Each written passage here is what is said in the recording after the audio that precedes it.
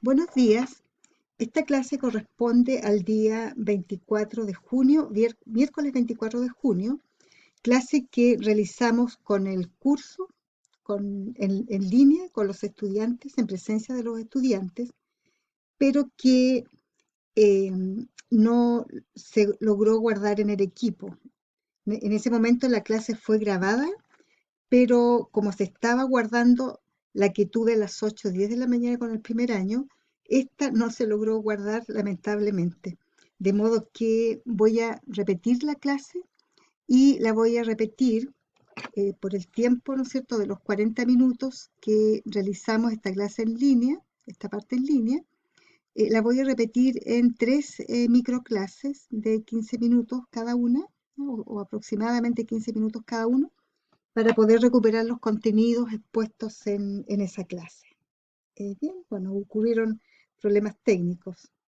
Eh, lo lamentamos, pero con mucho agrado vamos a continuar desarrollando el tema de la teoría de la recepción, ¿ya? O bien la estética de la recepción literaria, de las dos maneras, ¿no es cierto?, cómo se llama este nuevo enfoque de los estudios literarios para abordar la obra. ¿Mm? Esta teoría de la recepción, dijimos, pone al emisor como punto de partida para el estudio de la obra literaria. ¿Mm? Y dice que la obra no se constituye como tal hasta el momento en que llega al lector, al público, ¿no es cierto?, o al observador. Tendencia que comienza, ¿no es cierto?, en los años 50, logrando en los 60 su mejor momento de producción. ¿Mm? En relación con las miradas, en la manera como se profundiza en la teoría y la cantidad, ¿no es cierto?, de teóricos que se preocupan del tema. Entonces, hemos dicho que a lo largo de la historia de la crítica literaria se ha valorado, ¿no es cierto?, en el proceso de comunicación lingüística, ¿ya? Eh, se ha valorado en algún momento, ¿no es cierto?, la figura del emisor, en otros momentos el mensaje, el texto, la obra, ¿no es cierto? La obra literaria, el objeto, diríamos, ¿cierto? O bien el lector o consumidor literario, como lo hace la estética de la recepción. Dijimos que cuando hablamos de la teoría de los formalistas o de los estructuralistas, fundamentalmente ellos privilegian el objeto, el producto, el mensaje, la obra, el texto. Sobre todo los formalistas que miran hacia adentro el texto, miran hacia adentro la obra. Tener presente el concepto de la inmanencia. Con los estructuralistas, ¿no es cierto?, esto eh, eh, se abre, ¿no es cierto?, hacia los contextos, hacia la historia, pero, ¿no es cierto?, igualmente el objeto va a ser muy importante. Otras teorías, ¿no es cierto?, como las teorías del romanticismo, o bien, ¿no es cierto?, las anteriores, que privilegiaban o se fijaban mucho en la figura del autor, ¿cierto? Fue otro momento de la literatura y de los estudios literarios, y ahora, ¿no es cierto?, nos encontramos con una teoría que pone la atención en el consumidor literario, en el lector literario, ¿ya? En el destinatario.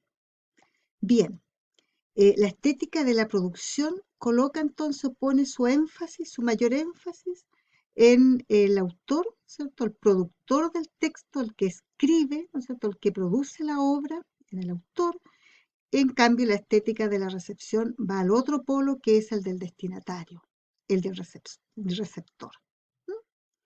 Bien, en esta teoría se postula que el hombre es un decodificador de signos, por excelencia, ¿no es cierto?, porque el universo está hecho de signos que leemos a diario. A diario, ¿no es cierto?, estamos decodificamos nuestro entorno, leemos a nuestro entorno y también nos leemos a nosotros mismos, ¿cierto? Estamos en un permanente proceso, ¿no es cierto?, de decodificación del universo, de todo lo que nos rodea cotidianamente. No solo el mundo, ¿no es cierto?, sino el sujeto mismo es leído, es observado por el propio sujeto. Eh, Lecturas claras, lecturas definidas, ¿no es cierto?, lecturas enfáticas de nosotros mismos nos dicen que tenemos la posibilidad de conocernos un poco mejor y normalmente lo estamos haciendo, ¿ya? Nuestros comportamientos, nuestras nuestros códigos, ¿no es cierto?, nuestra manera de relacionarnos, de pensar, de actuar, etcétera. ¿Mm? Todo lo que se encuentra en la estructura epistemológica de lo humano es reconstruido mediante la lectura. Se destaca, ¿no es cierto?, el papel, la función de la lectura en nuestra condición de seres humanos, ¿ya? Todo lo que pertenezca al ámbito del saber y del conocimiento humano, ¿no es cierto?, puede ser reconstruido mediante, y es reconstruido mediante la lectura, y podemos, ¿no es cierto?, reconstruirlo mediante la lectura, ¿cierto?, como un modo de interpretación de aquello, ¿cierto?, del conocimiento existente, del saber existente. Leemos el espacio, ¿cierto?, en el que habitamos, eh, y en la relación que establecemos con la realidad producimos y procesamos información. Estamos permanentemente realizando acciones, actividades en el momento de leer, ¿ya? En el momento en que participamos del proceso de lectura, ¿ya? No solamente, ¿no es cierto?, del objeto literario, del texto literario, sino que de nuestro entorno, de nuestro hacer, de nuestra vida, de nuestro mundo cotidiano, del mundo del conocimiento, ¿no es cierto?, y de nosotros mismos. ¿Mm? La lectura, por lo tanto, fíjense, no es un acto pasivo, ¿ya? Lo vamos a, como siempre, vamos poniendo marcas. La lectura, por lo tanto, no es un acto pasivo y la producción y emisión de un mensaje también es producto de un acto de lectura, ¿ya? El momento de escribir, de producir un texto, ¿no es cierto?, vamos inmediatamente leyéndolo, ya eh, eh, analizando qué es lo que estamos produciendo, ¿se fijan? Y con mucho mayor razón, ¿no es cierto?, cuando hablamos de el leer, definitivamente. Por lo tanto, leer es un evento activo y participativo. Realizamos acciones, realizamos actividades mientras leemos, y esto es muy importante tenerlo presente en la formación del lector, que es la tarea, ¿no es cierto?, que están llamados ustedes a realizar como profesores, ¿no es cierto?, de lenguaje y comunicación, profesores de estudiantes de séptimo en adelante, ¿cierto?, séptimo, octavo, primero, segundo, tercero, cuarto medio, ¿no? Es el formar buenos lectores, incentivar a los jóvenes, ¿no es cierto?, a la literatura, a la lectura, a la buena literatura, diríamos, ¿ya? eh, Formarlos en lectores conscientes, ¿no es cierto?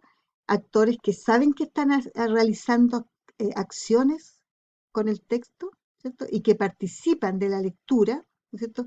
Y eso les aporta motivación, ¿no es cierto? Les aporta entusiasmo, sentirse importantes, ¿no es cierto?, en la construcción del sentido, en la construcción del significado, ¿ya? Cuando el próximo año hagan una asignatura que se llama Comprensión y Producción del Texto en la línea de lingüística, van a estudiar estrategias cognitivas y estrategias metacognitivas de comprensión de lectura. Y ahí les va a hacer bastante sentido lo que estamos, o mucho sentido lo que estamos diciendo ahora, ¿ya? ¿Por qué? Porque se parte de la consideración de que el lector, ¿no es cierto?, no es un ente pasivo, sino que va construyendo y tomando conciencia de sus propios procesos intelectivos, ¿ya? De los procesos que va realizando mientras lee, ¿ya? De modo que se habla de esos procesos, ¿no es cierto?, cognitivos, muy atentos, y metacognitivos igualmente, ¿no es cierto?, del proceso, e ir desarrollando en los estudiantes, ¿no es cierto?, esas competencias de saber por qué se lee, cómo se lee, qué se está haciendo para leer y qué se está haciendo para comprender al mismo tiempo, ¿ya? Bueno, escribir un texto es leerlo, y leer es crear un texto, ¿ya? Al escribir, ¿no es cierto?, lo estamos codificando, pero al mismo tiempo decodificando, ¿ya? ¿Cómo va a llegar al que lo va a recibir? ¿Ya? ¿Qué efecto va a producir? ¿Está lo suficientemente claro o no, explícito o no, o bien traduce o interpreta o refleja lo que yo quiero expresar? Entonces, ¿no es cierto?, entramos en ese proceso de lectura, y luego, ¿no es cierto?, cuando hablamos de leer, efectivamente es crear, recrear un texto, o sea, volver a crearlo o crearlo, ¿bien?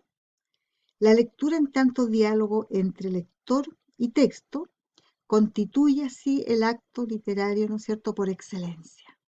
¿Ya? La lectura, el diálogo, ¿no es cierto?, entre lector y texto, el encuentro entre lector y texto, que ya en la clase pasada le pusimos un nombre a esto, ¿ya? Siguiendo a Ingarden y al mismo Husserl, ¿cierto? Hablamos de la concretización, recuérdenlo, ¿ya? Entonces surgen estas preguntas. ¿Pero qué se lee en realidad? ¿Qué leemos en realidad? ¿Cómo se actualiza el texto por cada lector? ¿Ya? ¿Cómo cobra vida? ¿Cómo cobra sentido? ¿Qué lecturas, códigos o estrategias se utilizan para decodificar los textos? ¿Ya? ¿Qué estrategias usamos? ¿Qué códigos? ¿Cómo lo hacemos? Bueno, en paréntesis, ¿no es cierto?, recordamos las estrategias cognitivas y metacognitivas, ¿cierto? Para la lectura, conscientes, ¿no es cierto? Ya. ¿Cómo se podría describir el acto de lectura? ¿Cómo influye el lector en la forma en que se lee? ¿Cómo se reescribe el texto? Preguntas, ¿no es cierto?, que todo formador, todo profesor, diríamos, ¿no es cierto?, de lengua materna, tiene que tener presente, ¿no es cierto?, en el trabajo, en el arduo trabajo, ¿no es cierto?, de la comprensión de lectura. Sabemos que la comprensión de lectura es un problema eterno en nuestro sistema escolar y hace muchos, muchos años que el sistema escolar le está poniendo bastante atención y énfasis, privilegiando en su currículo la comprensión de lectura. No siempre con buenos resultados, pero ahí estamos, ¿cierto? Ahí está la cosa. Wolfgang Isser es uno de los principales exponentes de la teoría de la recepción. Nosotros trabajamos este texto, el proceso de lectura, un enfoque fenomenológico, ¿no es cierto? Asociando lo fenomenológico a todo estudio, ¿no es cierto?, relacionado con los acontecimientos, fenómenos, manifestaciones que rodean un objeto. Y aterrizado, ¿no es cierto?, a la obra literaria, diríamos que en lo fenomenológico se debe tomar en cuenta no únicamente el texto, ¿no es cierto?, sino que en igual medida las acciones involucradas al reaccionar ante el texto, lo que produce el texto, ya en el destinatario, en el lector, en los destinatarios, ¿no? Entonces, la tesis es, ¿no es cierto?, la teoría fenomenológica del arte pone el énfasis en la idea de que al considerar una obra literaria se debe tomar en cuenta no únicamente el texto, sino que en igual medida las acciones involucradas al reaccionar ante el texto. Clave. Bien. Luego, una de las ideas más interesantes al respecto, ¿no es cierto?, tiene que ver con esta concretización. ¿Qué decíamos, no es cierto?, es la interacción que se produce entre texto y lector. ¿Ya? Esta interacción que permanece virtual y que dependerá de cada lector, ¿no es cierto?, de cada destinatario. Según Husserl, la obra literaria posee dos niveles. El artístico que remite, al texto creado por el autor, al objeto literario, el producto literario, diríamos, y el estético, que es la concretización de este primero, ¿no es cierto?, de este texto, de este objeto artístico, la concretización que realiza cada lector. Porque esta teoría dice que la obra es tal, ¿no es cierto?, en el momento de la concretización, es allí, no, ¿no es cierto?, como el objeto material, ¿ya?, este objeto artístico, sino que cuando se concretiza, cuando se lee, ahí, ¿no es cierto?, cobra vida y cobra sentido, ¿ya? Concluye diciendo que la convergencia entre el texto y el lector proporciona existencia a la obra literaria, definitivamente. Bien, estos son puntos importantísimos, ¿no es cierto? Vamos a dejar hasta aquí esta primera parte y en la segunda secuencia vamos a seguir desarrollando estas ideas, ¿no?, en relación con el proceso de lectura, este importante proceso de lectura, ¿no es cierto?, que es el punto de partida, decíamos, para esta nueva teoría de estudios de la obra literaria, nuevo enfoque de los estudios de la obra literaria, ¿no es cierto?, partiendo desde el texto. Bien, vamos a hacer, ¿no es cierto?, la segunda parte en un segundo.